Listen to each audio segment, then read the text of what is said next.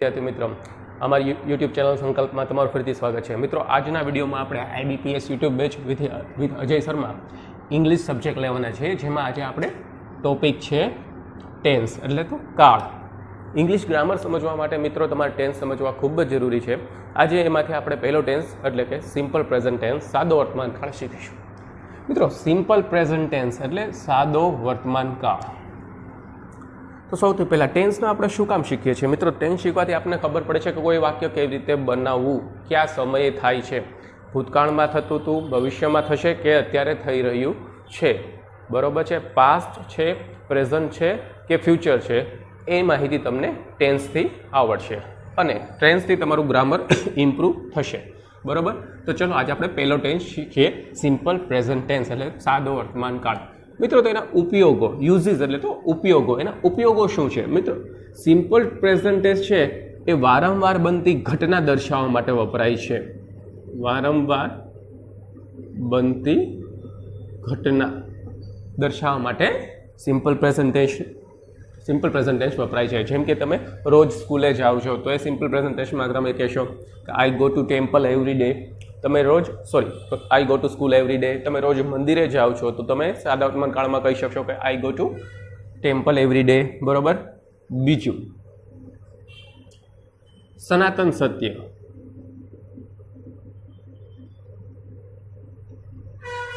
સનાતન સત્ય એટલે કે જે ચોક્કસ કે હકીકતની ઘટના છે દર્શાવવા માટે તમારે સિમ્પલ પ્રેઝન્ટ ટેન્સ વાપરી શકો છો। જેમ કે સાયન્ટિફિક ફેક્ટ હોય છે, જેમ કે પાણી છે ને 100 ડિગ્રી સેલ્સિયસે વરાળ થાય છે એટલે બોઇલ એટલે ઉકળવા મળે છે, તો વોટર બોઇલ્સ 800 ડિગ્રી સેલ્સિયસ, બરોબર છે। કેમ આવશે? પછી આંખ સામે બનતી ઘટના, આંખ સામે બનતી ઘટના દર્શાવવા માટે સિમ્પલ પ્રેઝન્ટ ટેન્સનો ઉપયોગ થાય છે। ક્રિકેટમાં જો તમે કોમેન્ટ્રી સાંભળી હોય તો એ સિમ્પલ પ્રેઝન્ટ ટેન્સમાં બોલાતી હોય છે, બરોબર મિત્રો। તો આ ત્રણ હતા એના ઉપયોગો, વારંવાર બનતી ઘટના, સનાતન સત્ય અને આંખ સામે બનતી ઘટના।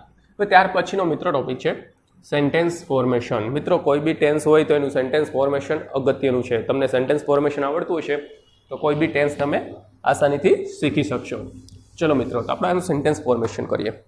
કોઈ બી મિત્રો સેન્ટેન્સ હોય તો એમાં આટલી વસ્તુ હોય છે, કર્તા પ્લસ ટુ બીનું રૂપ પ્લસ ક્રિયાપદ પ્લસ કર્મ પ્લસ વધારાના શબ્દો। જો ઇંગ્લિશમાં કહું તો સબ્જેક્ટ પ્લસ ટુ બીનું રૂપ plus word plus object plus અધર વર્ડ્સ।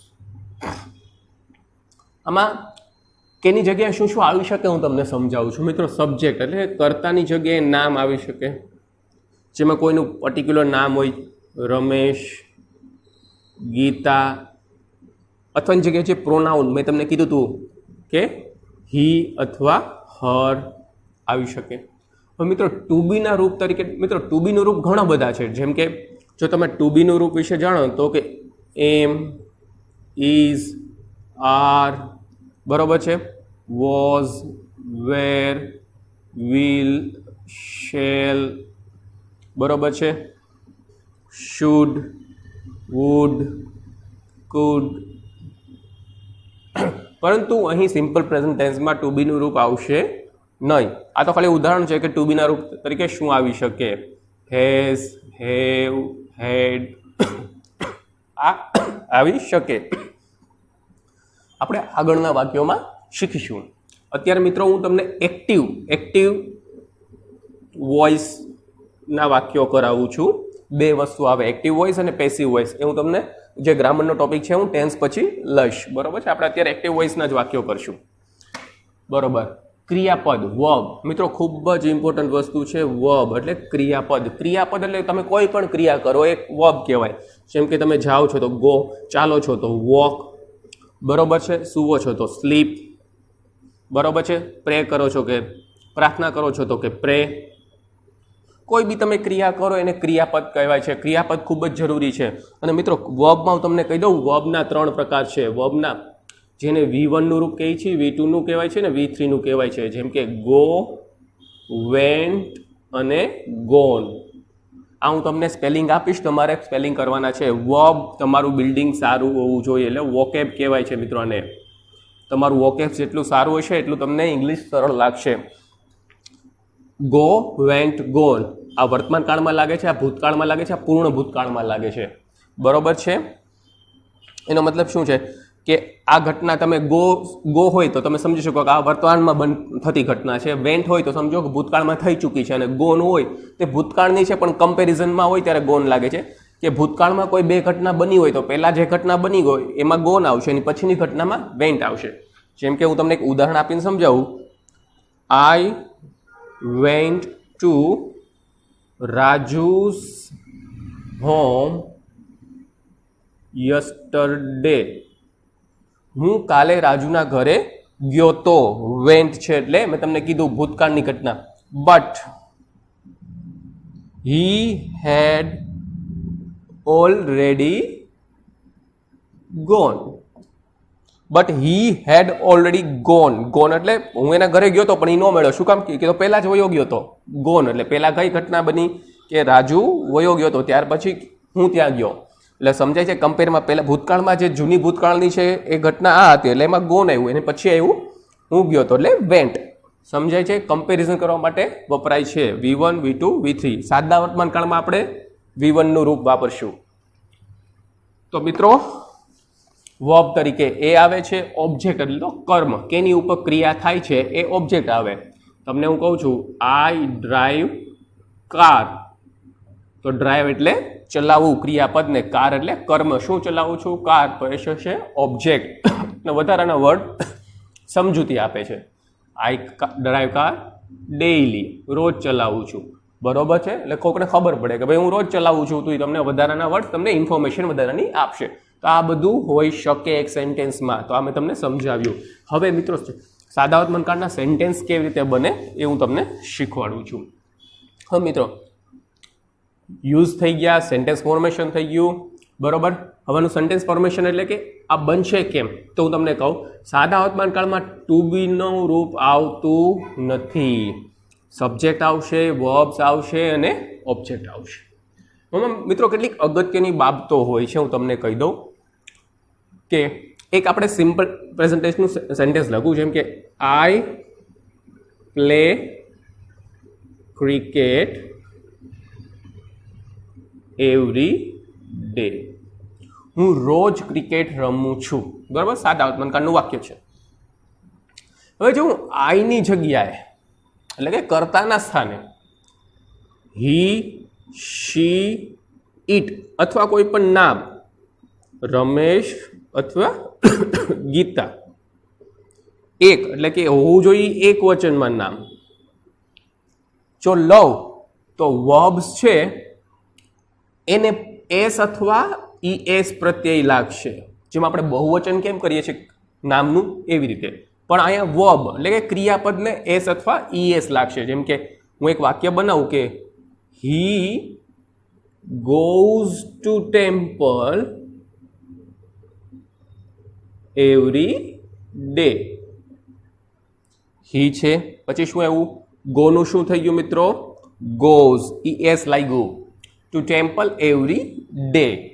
પણ ક્યારે? હી, શી, ઇટ. બરોબર. અથવા એક વચન નામ રમેશ, ગીતા, કોઈ બી નામ હોઈ શકે પણ એક વચનમાં. બરોબર. બહુવચન હોય તો ગોનું ગોઝ નહીં થાય તો ગોજ થઈ જશે, ગોજ રહેશે. કારણ કે બહુવચનમાં નહીં મિત્રો, એક વચન નામ હોય ત્યારે. સમજાય છે. આને તમે ત્રીજો પુરુષ એક વચન તમે કહો છો ત્યારે શું આવશે? ક્રિયાપદને એસ અથવા ઈએસ પ્રત્યય લાગશે. બરોબર છે. તો આ બે હકારના વાક્યો હતા. કોના? સાદા વર્તમાન કાળમાં. I play cricket every day. પછી બીજું બી લખવું હોય તો તમારે કે કરતા બદલવાની જરૂર છે. આઈની જગ્યાએ હું વી મૂકી દઉં તો we play cricket every day. Sentence formation સેમનું સેમ જ રહેશે. એક વસ્તુ યાદ રાખો, આ આપણે વાક્ય લખ્યું છે જો એમાં ટુ બીનું રૂપ નથી. એમ, ઇઝ, આર, વોઝ, વેર એવું કંઈ નથી. એટલે ટુ બીનું રૂપ આવતું નથી. આ V1 નું રૂપ છે. વર્બનું રૂપ કેવું છે? V1 નું. મેં તમને V1, V2, V3 કીધું ને, એમાં V1 નું રૂપ છે પ્લે. ઓબ્જેક્ટ એવરી ડે વધારાના વર્ડ. સેમ એઝ બટ ત્રીજો પુરુષ એકવચન હી શી ઇટ અથવા હોય ત્યારે ગોનું શું થઈ જશે? ગોઝ. એસ અથવા ઈએસ પ્રત્યય લાગશે. આ હતા મિત્રો આપણે હકાર. હવે આપણે નકાર શીખીશું. એક વસ્તુ યાદ રાખજો મિત્રો, નકારમાં શું કરવું? જનરલી સાદા વર્તમાન કાળમાં નકાર બનાવીએ ત્યારે ડુ અથવા ડઝ નોટનો ઉપયોગ થાય છે. તો હવે ડુ ક્યારે આવશે ને ડઝ ક્યારે આવશે? આઈ, વી, યુ, બરોબર છે. ધે, જ્યારે કર્તા તરીકે આઈ, વી, યુ, ધે અથવા બહુવચન નામ હોય ત્યારે તમે ડુ નોટ વાપરશો અને હી, શી, ઇટ અથવા નામ રમેશ ઓર ગીતા ત્રીજો પુરુષ એકવચન નામ હોય ત્યારે ડઝ નોટ વાપરશો. પણ એક વસ્તુ યાદ રાખો મિત્રો, તમે ડઝ નોટ વાપરો ત્યારે જે વર્બનું રૂપ એસ અથવા ઈએસ પ્રત્યય વાળું હોય છે એ નોર્મલ થઈ જશે. કે નોર્મલ એટલે એસ અથવા ઈએસ નીકળી જશે. તમને એક ઉદાહરણ આપું તો મેં તમને કીધું એમ, Ramesh goes to temple every day. બરોબર છે મિત્રો?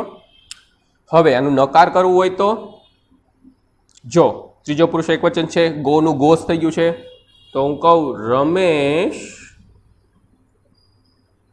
ડઝ નોટ, ગોઝનું શું થઈ જશે? ગો. એસ અથવા યસ નીકળી જશે. Ramesh does not go to temple every day. Same as પ્રશ્નાર્થમાં પ્રશ્નાર્થ કરવું હોય તો ડુ અથવા ડઝ આગળ આવશે. Does Ramesh go to temple every day? હકાર, નકાર, પ્રશ્નાર્થ. બરોબર છે? આ હતું આપણે ત્રીજો પુરુષ એકવચન અથવા કોઈ નામ હોય ત્યારે. હવે ધારો કે આઈ કર્તા તરીકે આઈ છે, તો મિત્રો આ હકારમાં શું થઈ જશે? I go to temple every day. I હોય ત્યારે વર્બનું માં એસ અથવા એસ પ્રત્યય લાગતો નથી, તો અહીં શું થઈ જશે? I do not go to temple every day. પ્રશ્નાર્થમાં do I go to temple every day. બરોબર છે? તો આ હતા મિત્રો સાદા વર્તમાન કાળના કેટલાક ઉદાહરણો. હું તમને બેઝિક અન્ડરસ્ટેન્ડિંગ આપું છું કે સાદા વર્તમાન કાળનો ઉપયોગ શું છે, એની સેન્ટેન્સ ફોર્મેશન શું છે, અને કેટલીક વસ્તુઓ એમાં અગત્યની છે જે તમારે યાદ રાખવાની છે. જેમ કે હી, શી, ઇટ અથવા ત્રીજો પુરુષ એકવચન હોય ત્યારે ક્રિયાપદને અંતે એસ અથવા ઈએસ લાગે, અને જ્યારે એનું નકાર અથવા પ્રશ્નાર્થ બનાવવામાં આવે ત્યારે તમારે ડઝ અથવા ડઝ નોટ વાપરવાનું છે, અને ક્રિયાપદને અંતે જે એસ અથવા ઈએસ લાગ્યું છે એ નીકળી જશે. બસ મિત્રો આટલી વસ્તુ તમારે યાદ રાખવાની છે, તો તમને સાદા વર્તમાન કાળમાં કોઈ પ્રોબ્લેમ થશે નહીં. ચલો મિત્રો, તો આ તો આપણે સાદા વર્તમાન કાળ. હવે આપણે બીજો ટેન્સ સાદો ભવિષ્યકાળ આવતા લેક્ચરમાં શીખીશું. ચલો મિત્રો, તમને જો અમારો આ વિડીયો પસંદ આવ્યો હોય તો અમારા વિડીયોને લાઇક, શેર અને અમારી ચેનલને સબસ્ક્રાઈબ કરવાનું ના ચૂકશો. ચલો, આભાર મિત્રો.